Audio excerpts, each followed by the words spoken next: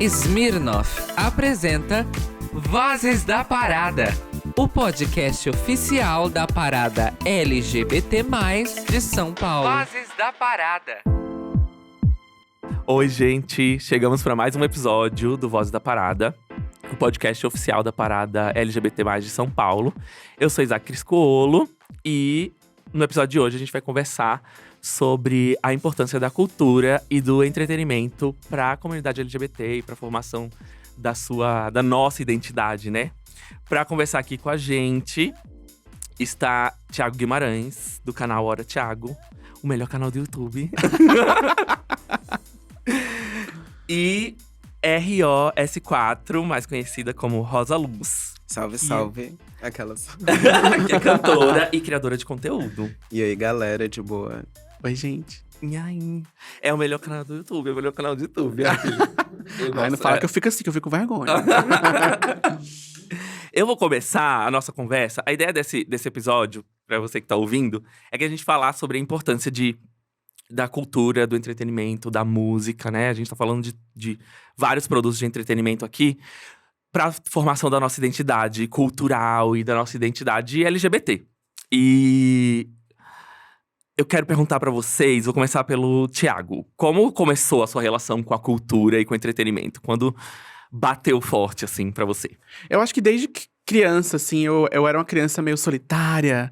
Sabe, aquela criança introspectiva, assim. E aí, eu assistia muito televisão, assistia muito novela. Então, começou muito com essa coisa da novela. De assistir novela, todas as novelas eu assistia. Vale a Pena Ver de Novo, né, Malhação, e aí aquilo ficava na minha cabeça, e aí eu imaginava novelas na minha cabeça, assim, a novela da minha vida, os capítulos, como que a vida parece uma novela, que parece um seriado, e sempre foi assim, eu sempre fui incorporando a cultura pop na minha vida pra compreender a minha vida, né, isso criança, adolescente, a gente faz, eu sinto que as pessoas fazem muito isso, assim, que não era uma coisa que eu fazia sozinho. Às vezes a gente entende, aquele dia que aconteceu aquele babado na minha vida foi o final daquela temporada. Então tinha um pouco disso, e eu acho que as pessoas, de uma forma geral, fazem muito isso. A gente assiste os filmes, a gente assiste as séries e a gente usa esses produtos culturais para compreender a vida, para compreender essa coisa caótica que é a vida, que a gente não consegue compreender, né? A gente não tem plena compreensão da vida, então a gente usa história pra entender essas coisas. Então, eu, depois de mais velho, e aí quando eu lembro dessas histórias de infância, eu percebo essa vontade, esse impulso de entender a cultura como uma ferramenta de compreensão de mundo. É para isso que serve a arte, de uma forma geral, né? Não só a série, o filme, mas a música, né? A pintura, o canto, enfim. Todas as manifestações artísticas são formas de se compreender o mundo. Então, acho que a minha relação, resumindo de uma forma geral, é muito essa. E pra você, Rosa? Então, acho que a cultura estava na minha vida desde sempre também. Quando era criança, eu gostava muito de teatro e eu queria ser atriz. Só que no decorrer da vida, a adolescência chegou, fui me afastando disso por não ter acesso mesmo a aulas e tal. E aí, na faculdade, eu entrei no curso de Teoria Crítica e História da Arte lá em Brasília, que eu nasci no Gama, 40 quilômetros do Plano Piloto. E aí, revolucionou toda a minha relação com a cultura mesmo, porque a gente estudava a parte teórica das artes visuais. E nisso eu comecei a produzir artes visuais. Eu comecei enquanto artista produzindo fotografia, porque eu não tinha grana pra, sei lá, comprar tinta guache, que as professoras passavam as tintas que eram caríssimas, desse tamanho, R$20. Eu não tinha essa grana na época, então eu comecei a subverter a técnica da fotografia pra fotografar no celular. Então eu questionava tudo que era técnica, né, de introdução à fotografia para produzir autorretrato. E aí, nesse processo, fui transicionando. Acho que a arte teve um papel fundamental também para que eu pudesse entender a minha identidade de gênero, fazendo autorretrato, né, pesquisando identidade. E aí, não parei mais. Acredito que o entretenimento entrou na minha vida quando eu comecei a produzir conteúdo na internet, que foi final de 2015, início de 2016. Eu comecei a produzir conteúdo no YouTube porque eu estava tendo dificuldade de conseguir emprego por conta da questão da transição. Porque antes da transição eu conseguia fazer estágio, algumas pesquisas, mas transicionando dentro da universidade, me afirmando uma travesti, um corpo marginalizado que veio da periferia, eu senti esse impacto mesmo de inserção no mercado de trabalho. E aí, a minha única saída foi ligar a câmera e gritar, vomitar. Era o que eu fazia no começo, assim. E aí, foi quando eu comecei a ter mais contato com o mundo do entretenimento, né? E aí, de lá pra cá, tudo expandiu. Eu vou aproveitar que você falou da internet Sim. e pra gente puxar um pouco disso. A internet, você falou que ajudou a você produzir conteúdo, etc. Te ajudou também a criar mais arte? Tipo, botar isso no mundo, que as pessoas tivessem mais facilidade de acessar? Eu acho que sim, porque eu já produzia bastante antes, mas minha arte acabava ficando muito no circuito das artes visuais. O famoso cubo branco, né? E não é todo mundo que acessa esse espaço. Eu mesma fui adentrar galerias, espaços de artes visuais na universidade. Porque não é um espaço tão acolhedor, né, para certos corpos. É algo que a gente também Total. discute nas artes visuais, né? Como trazer pessoas periféricas para as galerias. Porque a gente vê isso em outras culturas, né? Tem crianças na Europa que crescem vendo a Mona Lisa. Aqui é diferente, né? Muitas vezes a gente não cresce tendo tanto acesso à arte. São Paulo talvez possa ser um pouco diferente, porque aqui a gente consegue transitar melhor, mas de onde eu vim já era um pouco mais difícil. Sou muito prolixa, até perdi um pouco o foco. Não, imagina. Eu acho que a gente pode falar isso, de qual é o papel da internet hoje, né? O quanto transformou o acesso. A internet, ela me ajudou nesse sentido, porque eu consegui me fazer visível para outras pessoas que estavam em outros lugares. Eu me sentia muito sozinha na cidade que eu nasci, porque tinham poucas travestis. E a internet, por exemplo, foi um espaço onde eu consegui me conectar com outras manas, inclusive manas de São Paulo que hoje são amigas próximas, por exemplo, sabe? Então acho que a gente consegue quebrar um pouco essa barreira, né, do acesso através da Sim. localidade. Acho que a internet ajuda muito a democratizar mesmo, né, os acessos. Eu vou aproveitar o gancho também de falar, tipo, a sua construção LGBT, Thiago. O quanto passou pelo entretenimento, assim, de se enxergar no entretenimento. Pra mim, a minha primeira identificação, assim, de eu acho que eu sou isso, veio pelo entretenimento. Porque eu acho que antes eu não tinha, sei lá, 2000 e… Deixa eu lembrar quando que eu me entendi LGBT. Ih, vai revelar a idade, né? Eu tenho 30, gente. Mas, sei lá, 2003, 2004, não era… A internet era muito diferente. É. A gente não tinha os youtubers, todos os criadores LGBT que a gente tem hoje e que facilitam esse acesso, né? E todos os artistas que a gente tem hoje. Então, pra mim, foi TV. Sei lá, eu assistia Queer as Folk Sim. escondido na HBO. Essa época era bem isso. Meia-noite. Ou quando lançou Brokeback Mountain, por exemplo. E pra Sim. mim foi isso. Olha, eu acho que eu sou gay, né? Eu acho que eu sou assim também. Como foi essa construção de identidade pra você? Pra mim tinha muito a ver com comunidade, com essa coisa de comunidade, da arte, do entretenimento ser uma forma de comunidade, de criação de comunidade, tá? Então a música foi muito importante pra mim, eu encontrar pessoas que também curtiam a mesma música que eu curtia, que tava ligada também a questões de gênero mesmo, né? Então eu lembro muito, assim, por exemplo, do Placebo, da banda Placebo, que também foi ali nos anos 2000, final dos anos 90, começo dos anos 2000. E aí tinha aquela figura do Brian Molko, que era, entre aspas, andrógena, né? Era a palavra que se usava nessa época, né? A androginia, né? Se falava isso, assim. Aquela figura que, às vezes, a gente não sabia identificar se era um homem, se era uma mulher, o que é, né? E aí aquilo era muito fascinante pra mim, porque eu tava muito preocupado com essas questões, porque eu nunca me encaixei em nenhuma caixinha, assim, dessa ideia de masculinidade que é vendida e imposta, como um clubinho que você tem que participar. E eu me sentia mesmo como não pertencente a esse clubinho da masculinidade branca, da masculinidade heteronormativa e tal.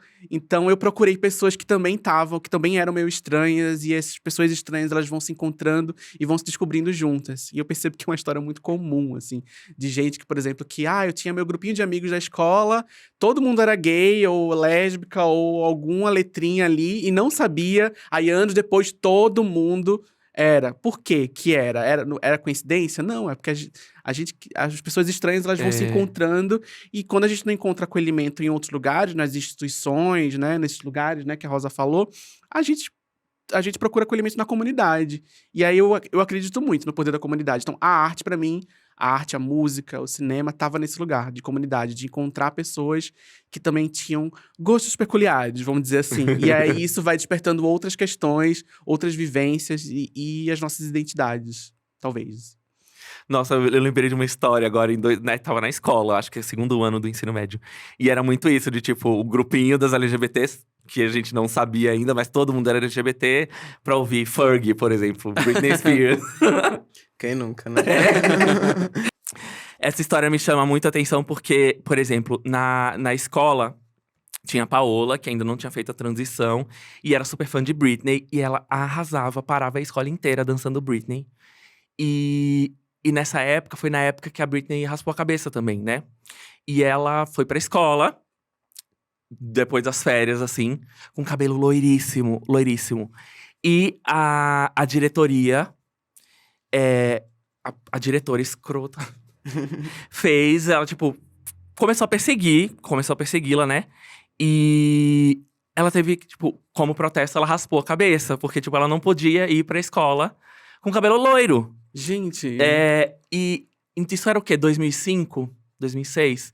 Eu olho pra isso e, tipo, aquilo incomodou, mas não era tão claro como hoje, né? Hoje a gente vê que era uma transfobia, Total. que era, né, todas essas problemáticas. E aí, o entretenimento, tipo, o amor por Britney Spears ali, que fazia ela se expressar e tudo mais, a arte, assim. Então hoje eu lembro muito dessa história. Eu falo, nossa, como eu não tinha recurso pra me entender, pra ajudar, né?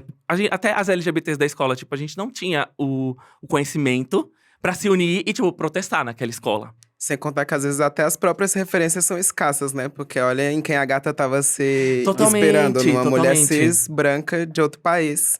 Porque é isso, acho que eu, por exemplo, odiava televisão porque eu não conseguia me ver representada. As travestis, historicamente, na TV aberta, foram representadas ou homem vestido de mulher, ou como chacota, né? Tipo, o programa do Silvio Santos. O tanto de travesti que ele não levou lá pra zoar, saca?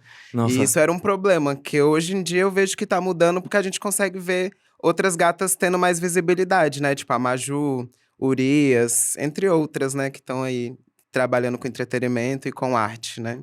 Então, às vezes, até nossas referências nesse sentido são problemáticas. Como você percebe hoje esse cenário, o cenário musical, assim? A gente tava até falando antes de começar a gravar, Uhum. do quanto a internet hoje permite que você não passe pelo filtro da gravadora, né? Que pra artistas LGBT, corpos trans, tipo, era um não gigantesco, né? E Sim. hoje você pode, tipo, lançar a sua arte, lançar o seu trabalho pro mundo. Como que é isso pra você? Assim? Ah, é algo que é complicado ainda, mas eu sinto que a gente tá tendo um pouco mais de espaço. Eu, por exemplo, canto rap e mando umas paradas bem diretas, o que às vezes me tira oportunidades. Por exemplo, nunca fui convidada pra tocar na parada LGBT. E não me vejo sendo convidada nos próximos anos. Agora eu sei que se eu cantasse pop, cantasse algo assim mais estereotipado, saca? Eu teria mais espaço. E não é nem crítica a artistas trans que cantam pop, saca? Mas eu sinto que ainda falta espaço, sabe? Eu sempre me pergunto por que na parada LGBT, por exemplo, não tem uma Cé da Rua, uma Sodomita, uma Rosa Luz, um Joseph Rodrigues, sabe? Que são galeras que estão aqui, são galeras periféricas, marginalizadas e que trazem intersecções, sabe? Eu acho que a dificuldade é isso. Pensar essa pluralidade mesmo, sabe? E não apenas uma imagem da falsa representatividade, né? Que a gente estava até conversando nos bastidores sobre isso. Sim. Então, acho que ainda tem muito caminho pela frente, mas cada vez mais a gente está tendo mais espaço para debater sobre essas questões, né? Porque antigamente a gente nem via falar, né, de travesti na mídia, no entretenimento, sabe? Nos espaços. Hoje em dia, eu acho que as coisas estão mudando um pouco. Renato é presidente da parada. Vice-presidente da parada. Não está aqui com a gente Renato. hoje. Olha a Rosa. olha Quero Renato. cantar, viu? Parada 2023 tá aí, né? Pois é. Isso é muito interessante, Rosa, o que você falou. A gente tem uma abertura muito fácil na comunidade LGBT pro pop. Sim. Pra cultura pop. E aí, quando a gente vai pra outros gêneros musicais, como rap, tem uma dificuldade, né, ainda de tipo… A gente pode falar que é de furar a bolha da LGBT, assim, ou de ser mais aceito dentro da comunidade? Eu acho que tem dificuldade das pessoas consumirem nosso som. Por exemplo, eu consumo um monte de pessoas cisgênera, mas eu não sei se as pessoas cisgêneras do rap, por exemplo, vão consumir o meu som da forma que eu consumo o som deles, sabe? Sim. Que eu acho que é uma questão cultural também, né? E acho que tem tudo a ver com o papo que a gente tá tendo. E também eu acho que o outro lado tá presente. Acho que a comunidade LGBT consome, na maioria das vezes, artistas que nem são da nossa comunidade e ficam lá pagando pau, sendo que tem um monte de gata fazendo, sabe? E as pessoas não se reconhecem. E eu me pergunto por quê, né? Acho que tem a ver com todos os nossos processos de socialização, questão de auto-ódio, né? Quantas pessoas não se Total. odiaram por anos, né? Por falta de representatividade. Então, eu acho que é algo que todo mundo, enquanto comunidade, precisa olhar com carinho, né? Quem nós estamos consumindo e por quê. Hoje eu falo que, tipo, se tiver um artista LGBT e um artista não LGBT, eu vou dar play no artista LGBT, né? Sabe? Porque eu acho que é meu papel como comunidade, assim, apoiar esse trabalho. Uhum. Tiago, acho que o seu trabalho é muito legal. Obrigado. Gente, assistam os vídeos do Thiago, eu sou apaixonado pelos vídeos. Porque tem esse cuidado da análise, de enxergar o entretenimento, não só como pão e circo, Uhum. né? E tudo bem se for também, porque a gente precisa da farofa também pra Aham. viver. Mas de ir a fundo, de olhar o entretenimento como uma construção social, Uhum. né? Como que é pra você, por exemplo, quando você consome um conteúdo, isso já é… Você já tá maquinando todas essas coisas na sua cabeça? Não. Como é o seu processo? Não. Eu parto assim, a minha premissa é que a cultura pop, o que a gente chama de cultura pop, né? A literatura, o cinema, a arte, de forma… É tudo parte da sociedade e ela tá sujeita às problemáticas da sociedade, né? Sim. Então, a Rosa tava falando ali, né, quando você perguntou pra ela assim, o filtro da gravadora não tem mais, será que não tem? Né? E será que não tem outros filtros também que impedem as pessoas de terem acesso, por exemplo, à sua música?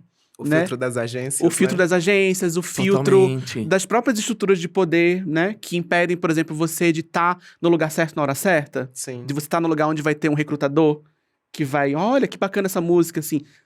Você vai ter bem menos acesso do que Britney Spears teve, né? Total. Então a gente entender esses mecanismos, né? Essas estruturas de poder que estão na sociedade em todos os lugares. Aqui nessa sala, aqui em São Paulo, lá em Recife, que é a cidade de onde eu moro, de onde eu vim. E então a cultura pop, a arte, a literatura, a ficção, tudo que a gente produz tá dentro da sociedade. A gente não produz fora da sociedade. Então ela tá sujeita a essas coisas e ela conta histórias que refletem outras histórias, né? Então a história que a gente vê no filme, a história que a gente vê na série, ela é um reflexo das histórias que a gente conta sobre a sociedade, que a sociedade conta pra gente, né? Então você falou agora há pouco da sua amiga que chegou loira e aquilo foi… Quem foi que falou que ter o cabelo loiro é um significador de alguma coisa? Tipo, onde que tá o erro, assim? A pessoa não pode ser loira? Onde que tá codificado como uma coisa, sei lá, um determinador de gênero, por exemplo? Que foi isso que eu entendi dessa história, assim. Ele tá Sim. usando um identificador de gênero que é o cabelo loiro, mas cabelo loiro não é gênero. Cabelo loiro é o cabelo loiro. Mas existe uma história que se conta sobre o cabelo loiro, sobre o cabelo longo, sobre o vestido, sobre o salto alto, são histórias que a gente conta. Nada disso a gente é biologicamente determinado, de que eu não posso usar um vestido. O que me impede de usar um vestido? Entende o que eu tô falando? Então, Sim. são histórias que contam pra Sim. gente, que falam assim, você não pode usar um vestido. Né? E isso eu tô falando uma coisa muito simples, que é um vestido, mas tem algumas histórias um pouco mais elaboradas que a gente vai consumindo e vai introjetando, e aquilo tem a ver com estruturas de poder também. Né? Me enrolei um pouquinho, mas o que eu quero dizer é que essas histórias, elas estão nos filmes, elas estão nas séries, elas estão nos livros. E aí meu trabalho, assim, o que eu tô tentando fazer, assim, é identificar essas histórias. E, de repente, sugerir, né, com muita humildade, que a gente passe a contar outras histórias também. Que a gente passe a não repetir essas histórias que são muito interessantes para certas estruturas de poder, para quem tá pro status quo, né, o que a gente chama de status quo, para, enfim, toda essa lógica de desigualdade, de segregação, né? Então eu sou muito ligado em questões raciais, em questões de gênero, em questões LGBT, em questões de classe. Então eu presto muita atenção nessas coisas quando eu tô assistindo um filme, mas não quer dizer que eu tô assistindo ali, já tô fazendo máquina, não. Eu assisto por lazer também, mas aí quando eu vou pesquisar, eu quero. Às vezes vem um insight, né? Então, hoje em dia, já faz 3 anos que eu tenho um canal. Então, quando eu tô assistindo um filme, assim, às vezes, olha, tem um insight interessante aqui, talvez renda alguma coisa. Aí eu vou pesquisar, aí eu vou atrás, aí na pesquisa aí vai surgindo essa coisa mais elaborada, né? Então, às vezes, até no meio do roteiro, às vezes, enquanto eu tô escrevendo, aí surge uma informação nova.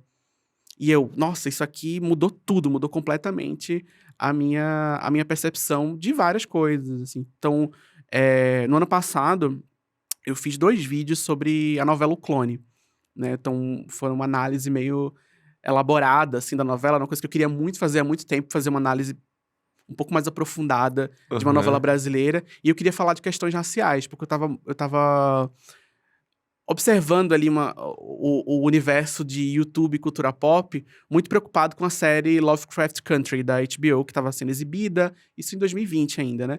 E aí muita gente estava usando essa série para discutir questões raciais e aplicando algumas ideias que estavam naquela série na realidade brasileira, o que pode ser possível, tipo assim, não tem nenhum problema de fazer isso, mas tem as suas limitações, porque a série tá retratando uma questão racial muito específica dos Estados Unidos, dá pra gente ter alguns entendimentos, mas tem as suas limitações, né? A gente não é igual aos Estados Unidos.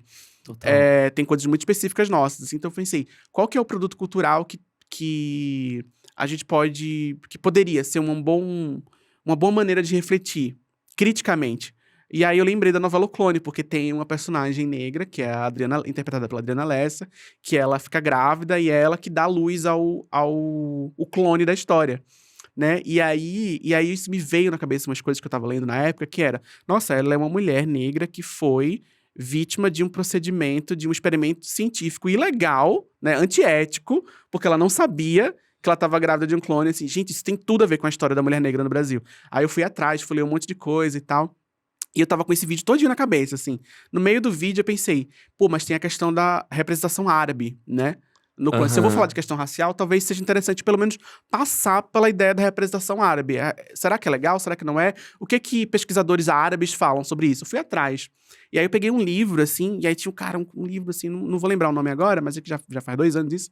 Mas assim, aí eu fui pegar um artigo que citava esse livro, e aí o cara falou assim, então, a representação positiva. Aí eu, positiva?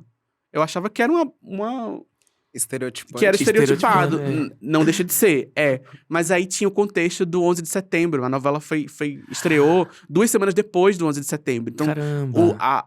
o recorte de islamofobia, o nível de islamofobia que tinha naquela época, naquele contexto ali, era a questão da violência. Tipo assim, de associação do Islã ao terrorismo. Então, a novela faz toda uma desmistificação do terrorismo, da ideia do Islã com o terrorismo. A novela inteira, eles falam assim, a gente não gosta de violência, a gente não... E aí tem dados que falam, que refletem que a islamofobia teve um pequeno crescimento depois do 11 de setembro, mas a novela ajudou a driblar algumas coisas. E aí os pesquisadores árabes, islâmicos, estavam falando sobre isso. Então, esse é o tipo de coisa que eu me preocupo, assim. Isso é Como muito que a legal. história, a novela, ela tá lidando com questões políticas, qual que é o contexto histórico que faz aquela novela surgir e essa história acontecer do jeito que ela aconteceu, qual é a história que a novela tá tentando contar, a novela, o filme e tudo mais, assim. Então, eu me preocupo muito com essas coisas e, ao mesmo tempo, eu tento fazer entretenimento também, assim, porque eu não quero que a pessoa assista o vídeo achando que ela tá vendo um trabalho de faculdade, né? Um seminário de faculdade, uma palestra. Eu quero que ela seja entretida também, mas com a mão na consciência. Então é meio que o que eu busco fazer, assim. Sim. Nossa, isso é muito interessante. Me fez lembrar as novelas especificamente, né? Eu acho que faz muito parte do nosso imaginário popular. Eu acho que foi 2020 que teve o Fina Estampa, que eles reexibiram. Reprisaram na pandemia. Na pandemia. E eu tava tão incomodado com essa novela por causa do Crow, né? Da representação do homem gay, chaveirinho. Teve 2 filmes do Crow. Eu descobri essa semana. É. E tipo, eu acho que assim, ó, naquele momento, sei lá, eu não lembro quando que a novela foi exibida. No momento que a novela foi exibida, já era problemática, já era uma representação problemática, mas quando eles reprisam, tipo, tudo me incomodava ali, sabe? De tipo, tudo, tudo, tudo. A humilhação do LGBT, o estereótipo daquele homem, né? O gay afeminado e tal. E o quanto isso mudou no entretenimento, assim. Uhum. Sei lá, eu tava conversando com um amigo esses dias. Ele tava falando de uma série de um. Eu não lembro o nome da série. Acho que era Saindo do Armário. É uma série de um jogador de futebol, se eu não me engano, um americano, que participou do The Bachelor.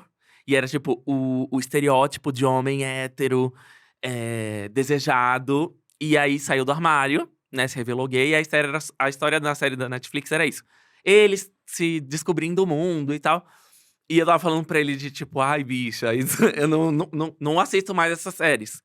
Porque eu acho que a gente saiu do momento de ver LGBT sofrendo nas séries, por não ser aceito, por saindo do armário, pra ver LGBTs em outra representação. Que é, tipo, vivendo outros conflitos.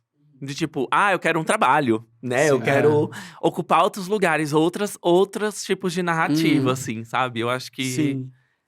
Tem um negócio da narrativa… a gente acaba consumindo muitas histórias sobre a pessoa saindo do armário, muito focada na adolescência. Sim. Tem umas histórias que se repetem muito, né? Muita violência, muita melancolia, muito sofrimento. É como se a gente só tivesse isso, né? A nossa existência fosse relegada a esse lugar de melancolia. E eu penso muito nisso, assim. Eu tava lendo um texto de uma pesquisadora, eu não vou lembrar o nome agora, gente, vocês me perdoem. Mas era muito interessante, porque ela tava falando dos estudos sobre sexualidade lá do começo do século XX e como eles reverberam a narrativa do homem cis hétero, né? Então, esses estudos de sexualidade, isso tô falando lá atrás de Freud, né? Antes de Foucault, assim… eles estavam muito, mesmo sem querer, inconscientemente talvez, ou talvez com um pouquinho de consciência também, estavam reverberando uma história que era a narrativa desse homem cis hétero, que era tipo, tudo que tá fora dessa família cis heteronormativa é um desafio psíquico a ser superado. Então ele tem um problema com a mãe, ele tem não sei o quê. São coisas que a pessoa precisa superar pra ela ter o prêmio. Qual que é o prêmio? A família cis heteronormativa. Pai, mãe, 2 filhos e um cachorro, né? Então, tá muito nessa lógica ainda. E aí, tudo que tá fora disso né, um desafio psíquico, a melancolia, a tristeza, a violência. E aí isso vai se fortalecer muito depois da crise da AIDS, né? O HIV vai fortalecer muito essa narrativa, porque aí vai vir as narrativas religiosas, o fundamentalismo religioso, vai dizer que é a praga gay, que é isso, que é aquilo outro. E aí isso se reflete na cultura pop. Por isso que a minha visão, assim, hoje, assim, pelas coisas que eu pesquiso e outros pesquisadores assim, que eu leio, tá muito localizado nesse lugar aí, né? Nessa narrativa que se conta sobre a sexualidade humana, que é muito focada nessa figura do homem cis hétero branco. E a gente fica nesse lugar de violência, né? Onde as histórias são sempre histórias violentas, onde a pessoa não merece a felicidade, não merece… às vezes morre, às vezes é agredida, e a gente fica assim, nossa… Pra fazer, às vezes, a audiência é uma pessoa cis hétero ficar… Sabe? Uma narrativa que tem muito a ver com questão de raça também, porque a gente vai ter também essa narrativa no cinema da pessoa negra que é escravizada, né? Então, aqueles filmes americanos sobre escravidão, que mostra… que é quase um fetiche de violência. Então, acho que tem esse fetiche de violência com pessoas LGBT também, principalmente com pessoas trans, né? Então, tá sempre nesse lugar. A gente tá vendo um pouquinho ali de mudança da gente tentar entender que existe alegria em ser LGBT. Existe alegria, existe comunidade, né? Eu tava falando no começo. Existe uma série de subjetividades que estão relacionadas à vivência LGBT, que aí quando a gente vê na cultura pop são reduzidas a uma coisa que é uma violência, que às vezes é um gatilho. Então, tipo, cara, eu não quero assistir isso. Eu não quero ver isso, assim, de novo, É de aquele novo. questionamento, né? Será que tá sendo feita pra gente se ver, né? É. Ou pra pessoa hétero, né? É, E também o exercício de ler as fichas técnicas, né? Que nem você falou do CRU. Quem foi as pessoas que devem estar por trás dessa totalmente. novela, né? exato. E isso é bem problemático. Tipo, eu queria ver travestis sendo protagonistas da novela das 9, saca? E travestis também que fugissem do padrão da cisgeneridade, né? Que é algo que ainda não tem, por exemplo, né? Que ainda tem também essa coisa de, nossa, ela parece. A passabilidade, assim, É, a né? passabilidade. Tipo assim, nossa, como ela Passabilidade. parece. Aí vem aquela frase, parece uma mulher. É. E eu fiz, não, ela é uma mulher. Só que assim, mas assim, ela só ganha legitimidade porque ela parece É, uma e mulher acho que cis, né? hoje em Parece dia, uma mulher cis. na TV, pelo menos, acho que sempre são as mais passáveis, né? Que ganham mais espaço. E eu acho que isso é um problema também, né? Eu ia te perguntar isso, de tipo, da representatividade trans, assim. A gente teve Pose, que é uma série que tem representatividade, tipo, Sim. na narrativa, com atrizes, né? É, tá muito bem pensada ali. Como que você tem visto isso? Tipo, como você tem se sentido representada, né, na verdade? Eu gosto muito de pensar na ideia de proporcionalidade, para além de representatividade, porque eu não acredito que uma pessoa trans vai falar por toda a comunidade, e assim como uma pessoa negra não, Total. não precisa carregar esse peso, né?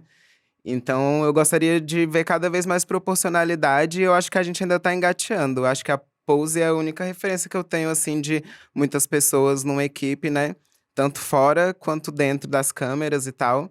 É. Mas ainda é bem complicado, tipo, existe um movimento muito grande de artistas trans que estão lutando, né, contra o trans fake, que é quando coloca uma pessoa cisgênera para interpretar uma pessoa trans, que é algo que é muito parecido com a lógica do blackface, que acontecia antigamente, né? Pessoas Uhum. brancas que pintavam o rosto de preto, e é isso, sabe? Esvaziando completamente nossas identidades.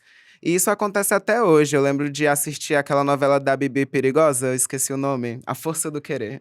A força do querer, sim. Nossa, eu odiava a narrativa do boy trans. Eu gostava da narrativa, mas não gostava do fato de ser uma pessoa cisgênera interpretando. Porque poderia ter sido uma pessoa trans interpretando. E a gente vê isso acontecendo o tempo todo. Eu participei de uma série da HBO, que é a Todos Nós, por exemplo, que a pessoa protagonista é uma pessoa cisgênera. Sendo que poderia ser uma pessoa não binária, sabe? Uma pessoa trans sendo a protagonista ali. E eu lembro que no dia da gravação, o cara me tratou no masculino, por exemplo, da Nossa. equipe lá que eu tinha que assinar os papéis. Oh, meu Deus. Lembro que tava puta, fiz até stories, e aí a agência que me contratou me ligou e falou: você tem que apagar esses stories. E eu apaguei e me silenciei porque assinei um contrato. Mas, foda-se, né? Tô até falando aqui sobre isso hoje.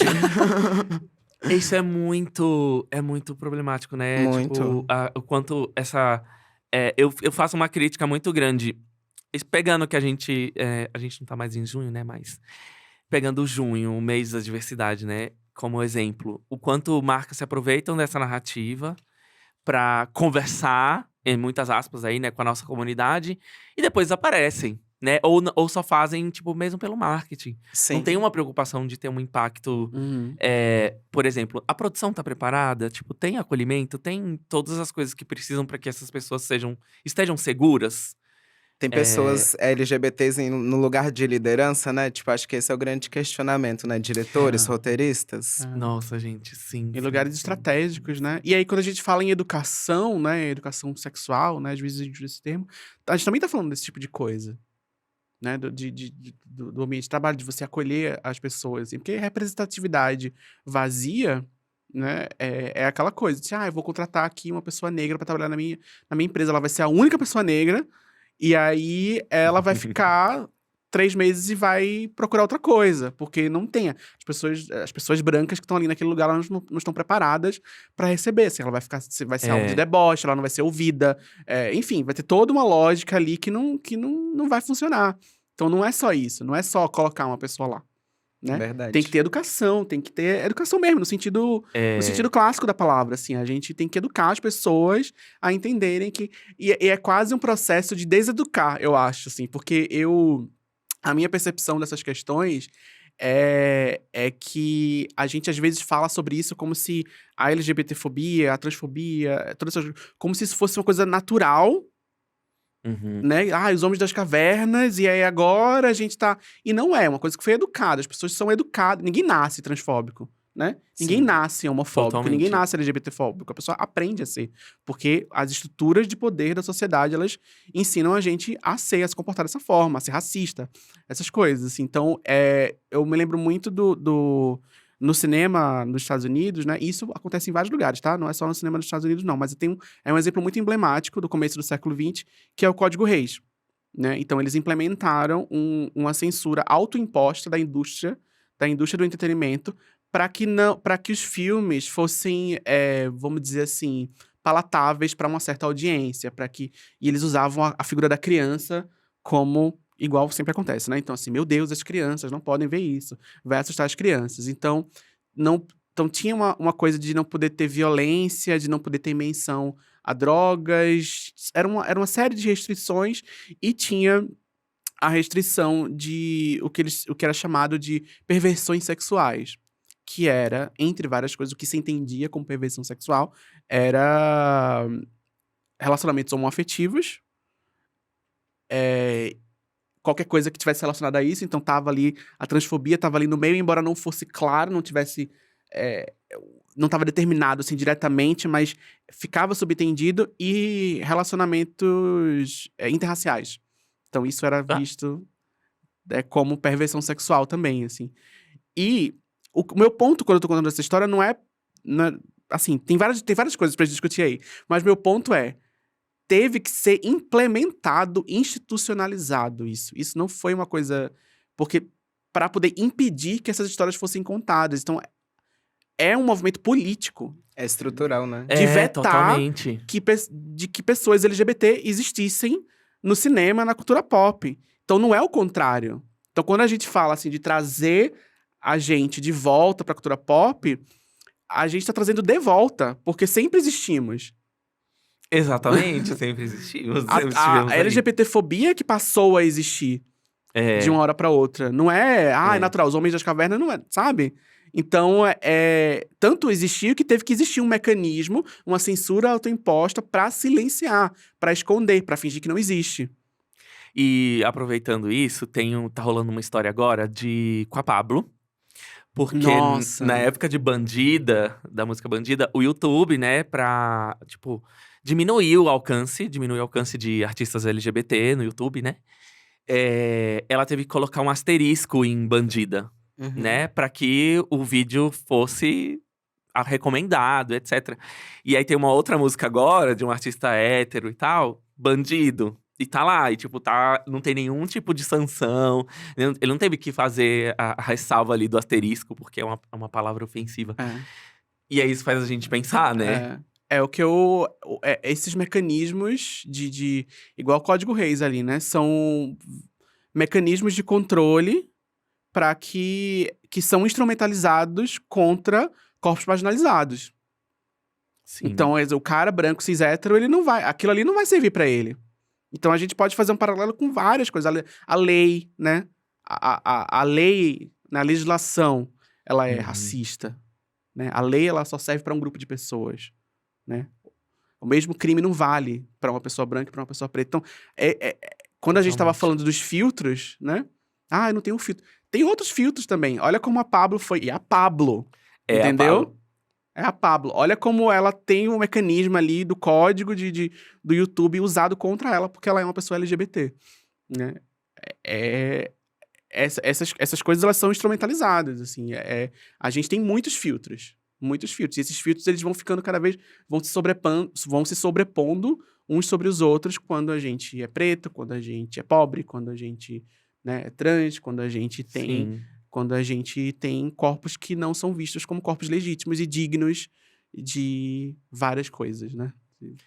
Vou pegar o exemplo do BBB. Rosa, você acha que a participação da Lin no BBB, mudou alguma representação da população trans, assim?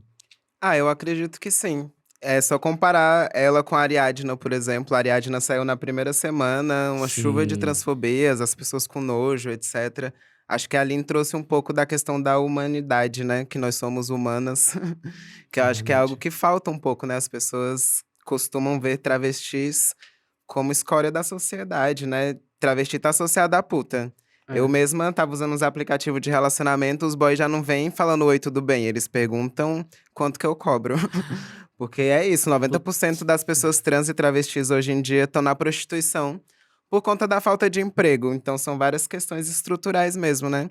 Que impede a gente a se inserir na sociedade, né? O que que é de uma pessoa sem emprego e sem educação? E são os lugares onde a gente não consegue estar. Eu mesma larguei minha faculdade, né? Que eu falei no começo. Estudava teoria crítica e história da arte e tive que largar por conta de todas essas questões. Eu precisei vir para São Paulo para conseguir existir, trabalhar, ter uma vida digna, me sentir humana, saca?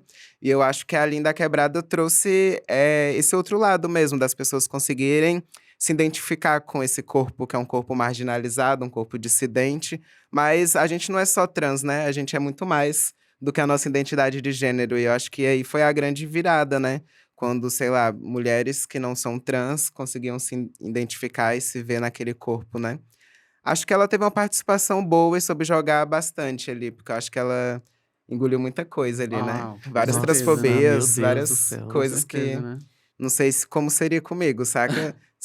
Acordar com as gatas lá me tratando no masculino, saca? Acho que ela foi fina. Tinha um negócio também da Finíssimo. Ariadna lá que tinha. Quando que foi isso? Faz tempo, né? Acho que tem uns 10 anos. Que tinha um negócio dela de. Demorou um pouco, né? Pra ela falar né? publicamente que era uma mulher trans.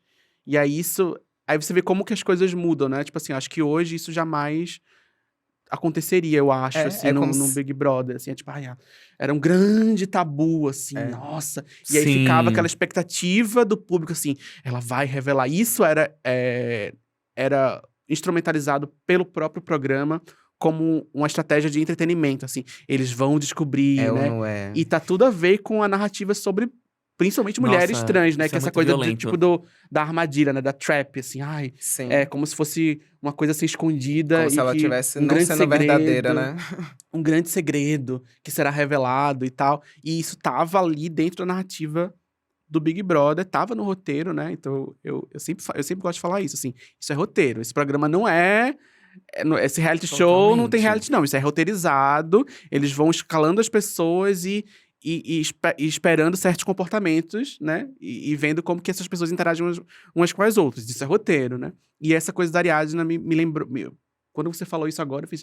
Nossa, tinha isso, né? Ela escondia, Sim. né? Provavelmente ela deve ter sido conduzida ali pela produção a demorar um pouco a revelar. E a Alina não. A Alina chegou já. Sou travesti, daquele discurso, né? Vários discursos que ela Sim. deu lá, todos muito, muito bonitos, muito eloquentes. É outra coisa, né? Mudou muito, né? De uma pra Sim. outra, né? Acho que ela ensinou o básico, que as travestis querem ser tratadas no feminino e precisou ser violentada por semanas por um Sim. monte de gente que tava dentro da casa, né?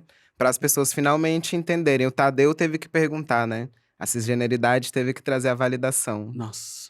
Isso é muito. Eu tenho falado isso pra alguns amigos, assim, do quanto a gente LGBT, e aí pegar a Alina como esse exemplo, né? A gente tá ocupando os lugares, mas porque a gente vende, né? É só pegar a narrativa da Linda. A gente pegar, sei lá, o BBB 20, que foi o feminismo, o grande tema. Foi. O 2021, que foi o racismo.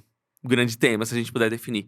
E definir no 2022, que né, não foi uma boa temporada, mas a gente pegar a questão da transfobia, essas pautas estão ali porque elas vendem. Porque o mainstream, né, se aposta dessas narrativas e fala, eu tenho, tipo… É como se fosse assim, eles não podem mais ignorar essa narrativa. A nossa existência já não pode mais ser ignorada. E aí faz parte da venda, né? Do jogo capitalista. Do jogo né? capitalista. E eu acho que a Lin percebeu, tipo, foi muito bem. Ela foi pro lugar sabendo disso, né? De tipo, olha, eu preciso passar por esse sofrimento. Ela é muito inteligente. Ela é muito inteligente. Tipo, eu preciso estar na maior vitrine do entretenimento brasileiro pra ser conhecida, pra que essas narrativas também façam parte da discussão pública, né? Porque enquanto ela fica na nossa bolha LGBT, eu não sei o quanto transforma, né? Fica ali no Twitter, etc.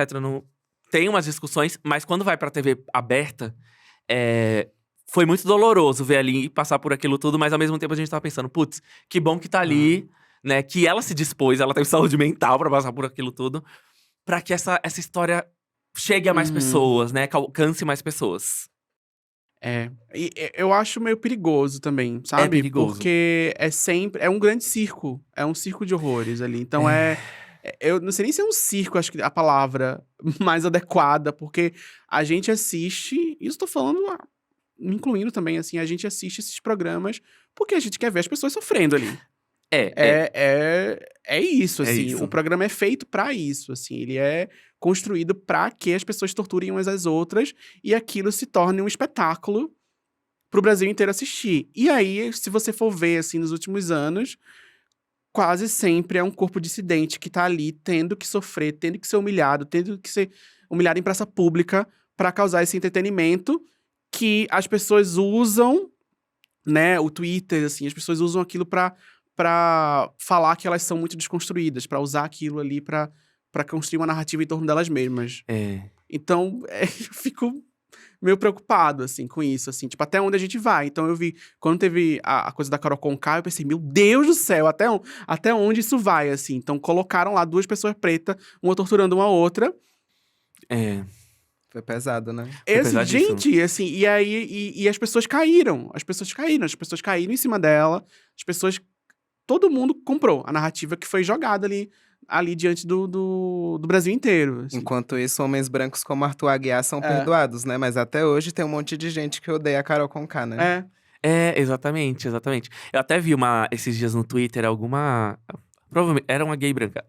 Cis.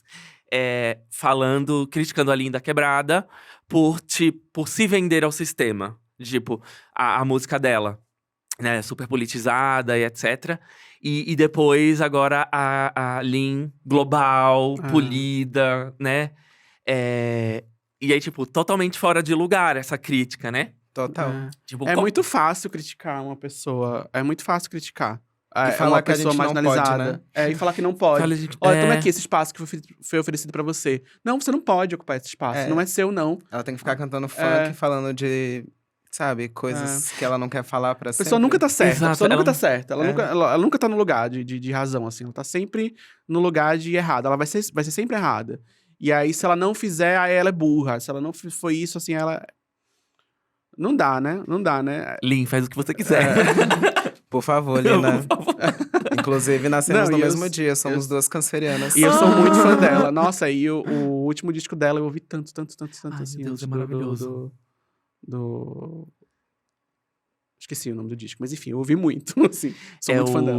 É o Trava-Línguas. Trava-línguas. Trava-Línguas. Inclusive, né, eu queria ver mais da Lin na série do Prime Video, sabe? Com Mês de Setembro. Que ela fez com a Lineker, né? Sim. Que amo essa série. Ela deu uma entrevista falando que o Trava-Línguas era um álbum pra mãe dela ouvir, né? Tipo, de outras possibilidades e tal. E quando a gente é dissidente, né? Com ela, mulher, trans, preta. Essa crítica especificamente, ela tá suavizando o discurso dela. É muito isso de tipo, não, você tem que ficar no lugar pra cantar suas violências, pra cantar sua realidade dura. Tipo, não, você não pode cantar música de amor, você não pode cantar sobre outras coisas que você queira representar na sua arte. Tipo, isso é muito violento. Né? Isso é muito… tipo assim, você tá aí no seu nicho LGBT, fica aí, fica quieto, fica aí no seu lugar. E tipo, não. E eu acho que é o que ela falou, entendeu? Que é essa coisa dessa representatividade, dessa responsabilidade que se coloca pra uma pessoa como a Linda. Você vai ter que representar as mulheres trans periféricas do Brasil inteiro. A sua função na sua vida inteira vai ser isso e acabou. Você não tem direito a ser mais nada. Que violência, né? Muito. Totalmente. É limitador, né? Eu acho que ainda temos muito que caminhar nesse sentido de representatividade, de como as pessoas consomem o que a gente produz, né? Acho que os últimos anos, assim, tem tido várias pesquisas que mostram que a comunidade LGBT é uma comunidade que consome, né? Então, quando a gente fala de diversidade e inclusão, é algo que tá super na moda em todas as empresas, né? Só que ainda é bem problemático, é o que você falou. Chega junho, um monte de empresa quer patrocinar. Acabou junho, né? Hoje são dia 2 de julho. O nosso orgulho acabou, né? A gente deixa de existir. Eu falei, agora é o mês da difícil, vergonha. Vamos ficar aqui embaixo da mesa. Isso. Você sente que existe uma questão no seu trabalho das pessoas quererem te limitar ao seu gênero musical, ou ao seu nicho, etc. Como que você sente isso no seu trabalho? Ah, eu sinto que existem vários estereótipos. Ainda mais porque as minhas letras de rap são algumas coisas bem pesadas. Antigamente eu colocava toda a minha dor no meu rap, por exemplo, porque foi um lugar que eu encontrei pra desaguar, saca? E hoje em dia eu tô em outro processo também. Eu tenho certeza de que se eu não fosse uma pessoa trans, eu estaria em outro lugar da minha carreira, saca? Porque eu sou boa no que eu faço. É basicamente isso, mas não tenho tanto espaço, saca? Então, hoje em dia eu tive que me ressignificar no meio da pandemia. Atualmente eu trabalho numa agência de publicidade como criadora de conteúdo. Isso é o que paga minhas contas para que eu possa fazer minha arte, saca? Mas o que eu gostaria era de ter mais espaço mesmo. Antes da pandemia eu tava tendo alguns shows, eu tava com 5 shows marcados, aí chegou a pandemia, Nossa. acabou tudo, assim. Ai, meu Deus. E aí também desandou um Gatilho. pouco esse processo, saca? É complicado, saca? Porque é isso, a gente não tem produção, não tem empresários, essas coisas, então tem que fazer tudo sozinha, né? E na minha carreira foi dessa forma, sabe? Comecei a produzir vídeo sem nem saber o impacto que isso teria, né? A comunicação como quarto poder, eu não tinha essa noção, sabe? E fui Total. aprendendo no processo, fui tendo que me capacitar pela necessidade, sabe? Aprender a lidar com as burocracias, de abrir um MEI, de negociar, de saber quanto que vale uma publi, sabe? Antes eu fazia trabalho por R$ 500 e ficava feliz. E depois eu descobri que eu podia ter cobrado 5 mil. Nossa. São pequenas coisas, assim, que Nossa! mostram a violência estrutural, Sei saca? bem. Totalmente, totalmente. Você tem sentido que tem mudado isso nas marcas, assim, como criadora de conteúdo? Acho que um pouco, assim, trabalhando um pouco em agência, né? Tipo, eu trabalho numa agência onde tem uma trava preta no RH e umas outras 10 pessoas trans, tipo, na empresa. Isso pra mim já é algo muito grande, sabe? Eu não ser a única. Porque lá em Nossa, 2018 eu tive a poderoso. oportunidade de trabalhar em agência e era, tipo, o trabalho dos sonhos. Mas eu não consegui trabalhar nesse lugar porque é o que você falou, né? Não é só dar emprego pra gente. As pessoas precisam estar capacitadas para lidar com o nosso corpo nesse espaço. E eu, sendo a única pessoa trans em algumas empresas, foi, tipo, enlouquecedor. Se não fosse terapia, sabe, teria sido bem difícil. Tem que se armar, né? Muito, né? Uhum. Assim, digo armar no Nossa. sentido de. Não é nem armar, acho que é mais um escudo, né? Do que. Com Às certeza. vezes armar também. Eu já fui muito reduzida àquela pessoa que só sente ódio. Uma vez uma pessoa chegou em mim e falou: você só canta sobre ódio, não canta sobre amor? E eu falei: quem Nossa. disse, sabe? É a sua perspectiva, né? Ah. Porque se eu não tivesse amor, eu não estaria nem cantando, tipo, as músicas que eu tô cantando. Eu estaria cantando uma letra vazia, algo que o mercado pede. Porque aí eu estaria E mais raiva- hypada. A raiva é importante. Raiva, né? É. A fúria, assim. É amor também.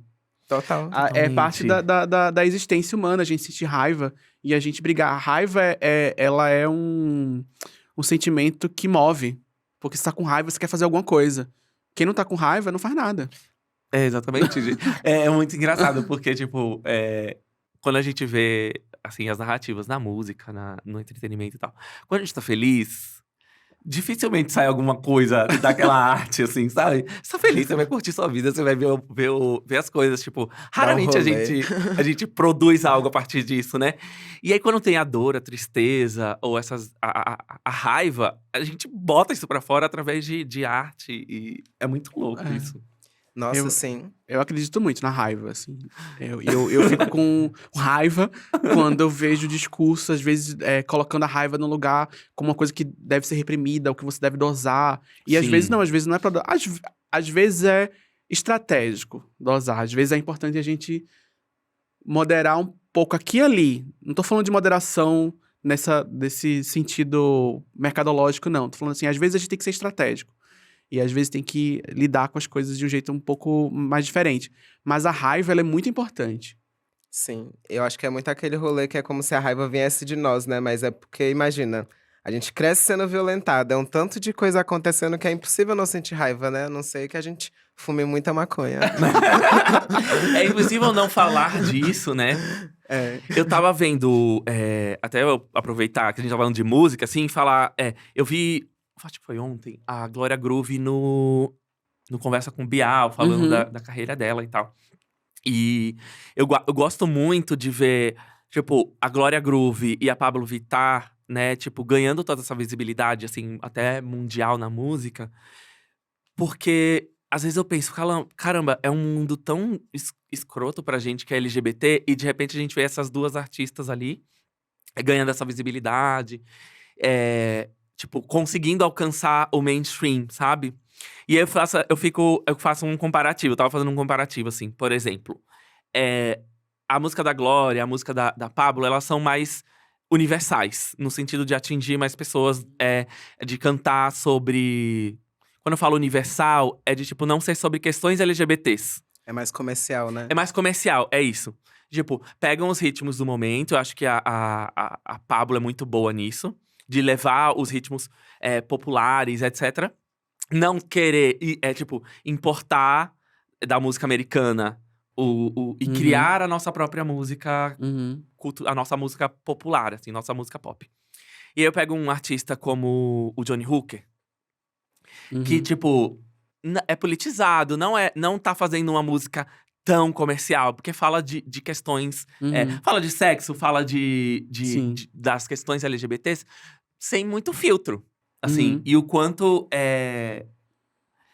digamos, os lugares que os artistas que estão cantando algo mais menos politizado alcançam mais gente e outros não alcançam tanta gente, sabe? Posso estar viajando um pouco assim, mas era essa reflexão de, tipo, como a gente ainda tem, com artistas LGBT, essa questão, sabe? Assim, de, tipo, se você fala muito sobre o seu nicho, sobre a sua vida, sobre a sua realidade, você é boicotado.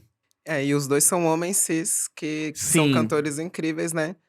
De repente, se o Johnny Hook colocasse uma peruca loira e fizesse o estereótipo de gostosa, ele estaria em outro lugar, né? Totalmente, totalmente. Tem até um vídeo seu que você tava falando sobre narrativas LGBT. E das representações de masculinidade também. Disso, né? De, tipo, o corpo que é mais afeminado, o gay mais afeminado, ele é menos aceito do que eu acho que foi a série… Deixa eu lembrar da série que você tava falando. Dos Piratas. Ah, sim. Dos Piratas. A Nossa Bandeira é a Morte. Isso. Eu adoro essa série. Dessas representações, assim. Eu acho que… é meio agridoce meu sentimento com Glória Groove e com Pablo Vittar, porque a gente fica feliz e tal. Ao mesmo tempo, aí eu acho que você tem razão nesse questionamento, não tô questionando, não. Só tô falando que a alegria, vamos dizer assim, também é política. Também tá no lugar de política também. Esse lugar da Pablo ali, dançando e mostrando a bunda e não sei o quê. Isso também pode ser político. Não tô falando que é a mesma coisa, né? Mas a gente pode… Isso também tem um poder político, mostrar a bunda, sabe? Assim, sim. Né? Então, não… É importante. Tudo é político, eu acho, assim. Então, nossos corpos, né, são políticos. Às vezes, a gente tá assistindo uma coisa tão… Por exemplo, nesse vídeo que eu fiz, eu tava falando sobre a série… Uma das séries que eu citei era a série Heartstopper, que é da Netflix e tal. Sim. Que eu assisti… Nem terminei de ver, assim. Assisti um pedaço, aí eu falei… já entendi. Tipo assim, adorei e tal. Mas não é muito o tipo de série que eu gosto de ver. Mas eu fiquei muito feliz que existe. Não porque é a melhor coisa que aconteceu no mundo, mas é porque… Pode ter coisa meio medíocre também, sabe? Com personagem LGBT. A gente não precisa ter essa necessidade da excelência e de ser tudo. Da perfeição, né? A perfeição e de ser a coisa mais incrível do mundo. Às vezes pode ser, porque tem tanta coisa, né? Tanta comedinha besta com personagem cis, hétero, enfim. Que estão lá, tem o seu espaço, mesmo sendo medíocre. E nem é medíocre, assim. Eu tô usando essa palavra mais como… força de expressão, assim. É como mas se fosse assim… isso, assim. Pode ser mediano, pode ser… é só qualquer coisa. Eu vou assistir aqui qualquer coisa. E pode ter pessoa LGBT, pode ter uma mina trans preta também. E aí você assiste e você gosta, sabe? Sim. E aí é qualquer coisa. É qualquer coisa, mas é legal, assim. Se eu for falar mal de alguma coisa, eu prefiro falar mal de outra coisa. Então eu tenho muito esse sentimento, às vezes, com a Pablo, assim. Às vezes, assim, ela lança uma música. Não gostei muito da música, não. Mas eu vou não gostar calado. Sim, totalmente. Não vou falar nada. Ganhe seu espaço. Eu acho que eu sei o que é isso. É tipo, é uma série mais água com açúcar, mas que bom que ela existe. Né? A gente precisa. Às vezes a gente quer só balançar o rabo também. Às vezes não quer. Sim, né? sim. E a gente tem esse direito também. Por isso que eu tô falando, é político também, sabe? É político eu quero também. dançar forró, sabe? Assim, tipo, eu quero E é engraçado, né? Porque às vezes eu já passei por isso, de tipo, você botar Pablo num espaço e tipo, isso é música ruim, isso é música É. farofa e tal. Tipo, sim, mas eu É. quero ouvir. É. Ou aquela coisa da. Sabe aquela discussão da alta cultura, baixa cultura, que eu acho péssima, É péssima. né? De quem gosta de classificar isso. E acaba que, tipo, a Pablo entraria no popular, na farofa e tal. E, tipo, a gente precisa de farofa também. E aí eu Sim. lembro muito quando a Pablo começou a fazer sucesso, assim, quando os primeiros hits, assim. E aí tinha um pessoal que ficava. Algumas pessoas, eu vi algumas pessoas falando mal, assim, ai, que coisa ruim, que é isso, que é aquilo. Ai, a música pop ruim, não sei o que lá. Eu falei, gente, mas assim, uns anos atrás, quem tava. A única coisa que tinha de pop no Brasil, assim, que dava pra chamar de música pop era Kelly Key. Nada contra Kelly Key. Sim. Mas por que o seu parâmetro é tão alto, assim, pra um e tão baixo pra outra? Tipo, Nossa, totalmente. era totalmente. Latino e Kelly Key, anos 2000. Era Latino e Kelly Key. Ruge, depois veio o Ruge, né? Hoje quando eu olho pra parte musical, especificamente, a gente tem tantos artistas bons e independentes, né? Que precisam de mais espaço. E que, graças à internet, estão ganhando esse espaço, porque conseguem construir suas comunidades, seu público ali, né? Tipo, antes isso não chegaria. Nunca chegaria na rádio, né? E. Ai. Tá emocionado. Ai, meu Deus. Ai, As quanta reflexões, emoção. Umas reflexões, gente. Ai, amo. Pra gente encerrar, eu queria que vocês falassem um pouco, tipo, o que vocês acham que ainda precisa melhorar tanto na representação LGBT, na cultura e no entretenimento, quanto no mercado, assim, sabe? Do que a gente precisa avançar. Você quer começar, Rosa? Pode ser, são tantas coisas, né? Vou escrever um artigo, tô zoando. Pode descer o cacete. Eu acho que precisa melhorar muita coisa, assim. Eu gostaria de ver mais pessoas trans em espaços de poder, sabe? Tanto nas agências de publicidade, quanto nas TVs, nas empresas, né? Plataformas, tanto musicais quanto plataformas de vídeo, né? Quero ver pessoas trans, sei lá, diretoras no YouTube, no Twitter, no Facebook, sabe? No metaverso. Todas essas Sim. coisas, sabe? Acho que assim a gente abre caminhos para outras pessoas. E acho que as pessoas cisgêneras também precisam, sei lá, ter mais sensibilidade com as pessoas trans. O exercício de nos olharem como pessoas humanas, né? Que pra mim é a grande questão mesmo. A gente só quer existir de boa, né? Ter um trabalho e, sei lá, passar da expectativa de vida que é 35 anos, né? E então nem sei por onde dizer, assim, por onde começar, saca? Mas eu acho que é algo coletivo, né? Com certeza. O senso de comunidade, de coletividade, eu acho que é uma coisa que precisa ser fortalecida. E eu acho que a gente precisa entender que a gente precisa de mais educação, eu acho, assim, educação sexual mesmo, assim. Acho que as pessoas precisam de. A gente precisa investir mais nessa ideia de educação no sentido formal mesmo. Eu sei que é um tabu muito grande falar isso, assim, porque a gente tem setores da sociedade que estão ativamente combatendo qualquer tipo de manifestação nesse sentido. É perigoso falar sobre isso publicamente. É Sim. perigoso fisicamente mesmo, assim. Então, você tá sujeito a muitas violências quando você fala sobre isso. Mas é uma coisa que a gente precisa muito, assim. A gente precisa de educação sexual. A gente precisa educar as pessoas. E aí, essa educação, ela vai estar ligada a várias outras coisas. Então, a gente vai estar ligado a questões de sexualidade, de gênero e de raça.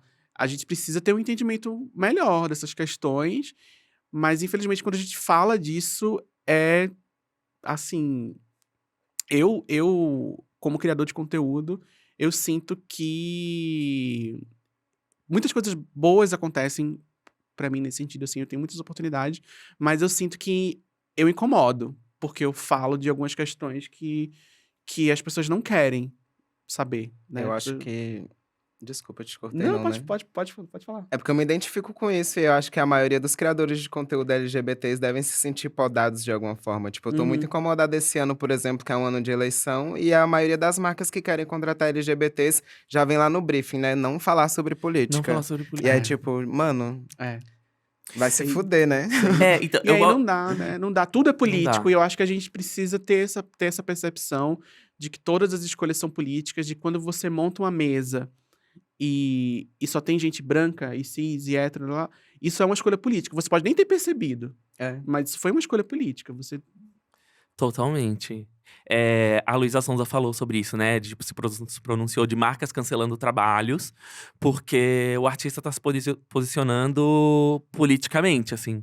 Eu acho que um alerta que vale fazer é que um governo ou uma sociedade que não existe um trabalho do Estado para política, investir em não existe um trabalho do Estado de investir em cultura, né, é problemático, porque a É. cultura transforma a vida das pessoas, né, leva conhecimento, abre a cabeça das pessoas para que a gente questione, para que a gente se veja no mundo, né, para que a gente se politize. E um Estado que corta verbas de cultura, né, que tenta podar a arte como um todo, isso é muito perigoso. É muito perigoso. Gilberto Porque no Gil fim- tem uma fala, né, que circulou bastante recentemente, de como a cultura é o feijão com arroz. Exato. E a cultura é tudo. A cultura, ela não é uma coisa que é separada. A cultura é tudo. As histórias que a gente conta, o que a gente aprende com os nossos pais, com a nossa família, com a nossa comunidade, isso é cultura. A cultura não é só o que tá ali na livraria chique do seu bairro, não. O que tá só ali na academia, né? Naqueles espaços devidamente protegidos. Desculpa, bati aqui. Naqueles espaços devidamente protegidos e insalubres. Insalubres não, aqueles espaços antissépticos, Sim. né? No livrinho lá do autor do século XIX. Cultura é tudo. Cultura é história. Cultura é popular. E sexualidade, gênero é parte disso também. A gente somos seres que habitam corpos e nossos corpos, eles têm múltiplas formas e eles se expressam de inúmeras maneiras e a gente transa e a gente chora e a gente tem raiva e a gente ama e a gente faz tudo. E tudo isso aí é política. Exato. E marcas que estão procurando LGBTs, né, pra trabalhar junto, apenas parem com isso, porque a nossa existência é política. Total. Não existe, né? A gente só quer ter liberdade pra falar sobre isso sem ser cancelado, igual a Luísa Sonza, por exemplo. Exato. Tipo, não tem como existir, ser LGBT, fazer arte, trabalhar, e, tipo, sem falar de política, né? Sem ser político. Total. Melhorem.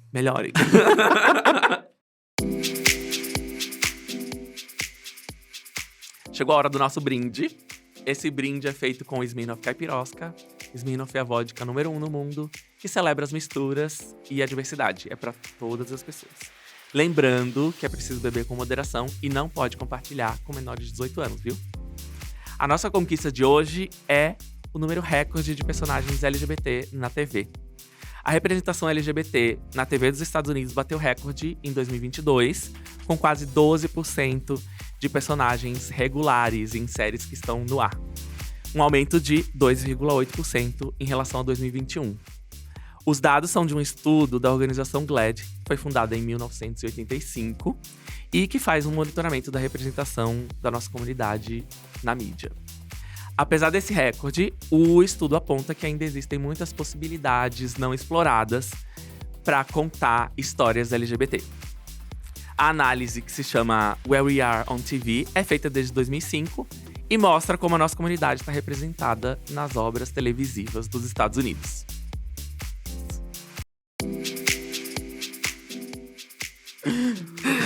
Gente, muito obrigado por esse Obrigada. papo. Eu que agradeço. Eu amo falar de cultura, de entretenimento, quando fala de LGBT, então. Maravilhoso.